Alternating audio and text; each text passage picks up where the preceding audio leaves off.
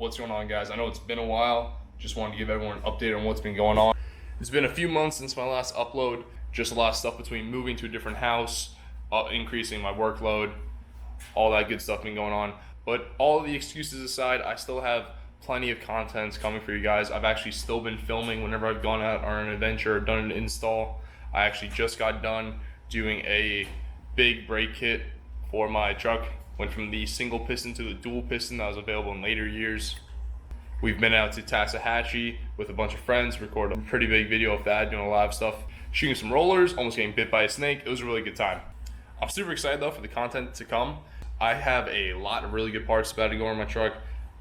Being that I just moved here, I now have this massive to me, 2-car garage that is an absolute pigsty right now, but definitely has a lot of potential to become more of a shop than just a garage. It's definitely gonna be fun. I'm probably gonna turn my garage almost into a series. I already have, some decent cabinets. I definitely plan on sealing the floors of something. Just simply from having my truck parked in here, it's already begun to stain the floors. That and just a little bit of dirt and oil that comes with parking your car inside. I saw on Instagram someone actually covered their entire back wall with reclaimed pallet wood that they ended up staining a bunch of different colors. It definitely had a really cool look to it, so I definitely want to do something like that. Hang up some signs that I have lying around. I plan on cleaning all of this up. This is just left over from the last 2 projects I had to rush through. I was dealing with an axle issue for about 2 or 3 months when I kept ordering parts, it being the wrong part, and having to reorder different parts.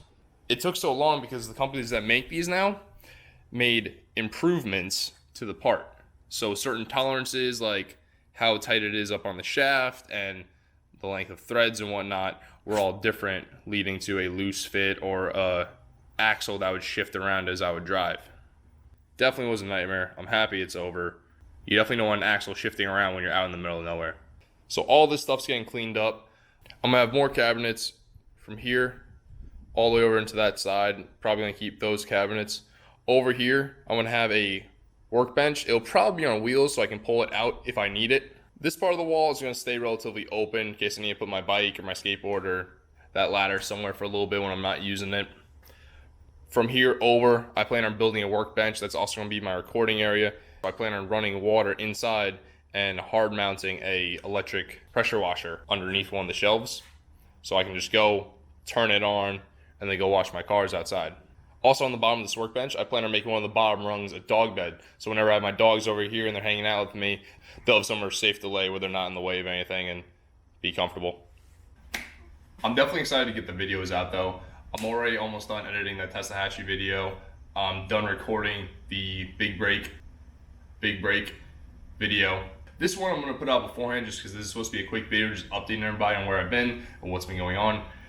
So stay tuned for those videos. Coming up next, I have a pair of Fox smooth bodies that I plan on sticking onto the truck. These will fit on the rear, which hopefully will make it ride a little bit nicer. Since there's never any weight in the back of these pickups, they always bounce around a little bit, so hopefully this will help even that out. I'd like to get a mono-leaf setup or something a little bit softer. I never really run a payload back there, so I really don't need a stiff suspension anymore.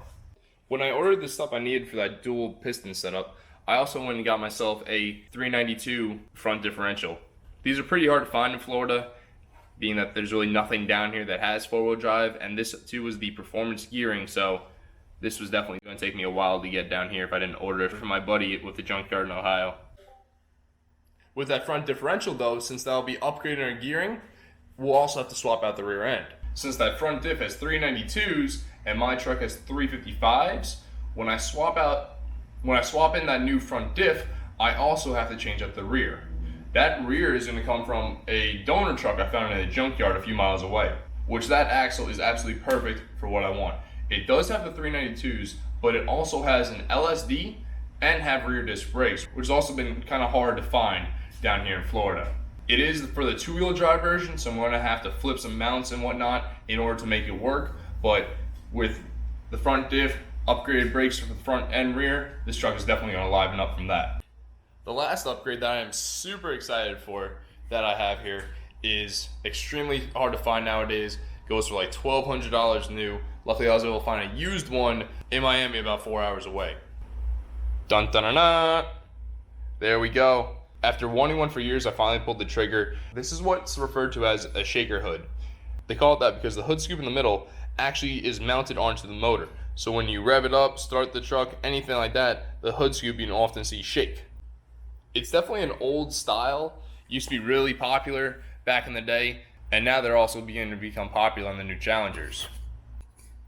This is the air box that mounts onto the motor, then the hood scoop lays here, then the entire hood goes and covers it up like a shroud. One of the best parts about this is I'm gonna be able to fit a big 3" by 14" air filter. I'm also going to get the filtered top, so this motor will be able to get as much air as it wants. I'm excited about this because with that big hood scoop covering up the top part of the motor, I'm gonna be able to hide more wiring underneath there. I'm gonna be able to tuck some more vacuum lines, so I'll have a cleaner engine bay as well, all without having to remove anything. All right, guys, that is it. That is the update for the channel.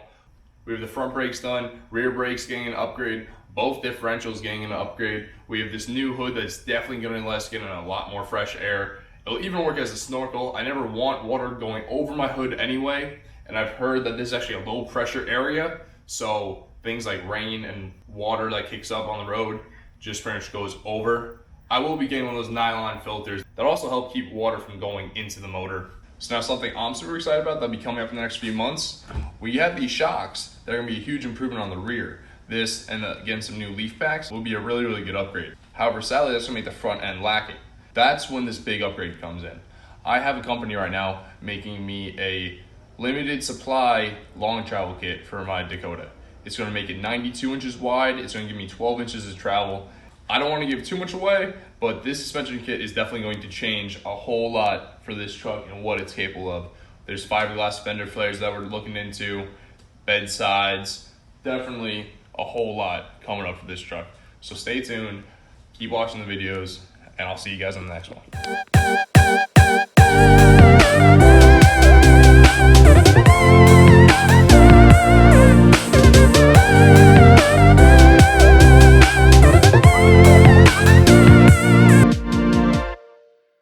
And I'll see you guys on the next one. I guess I can't stop with that button. Fine.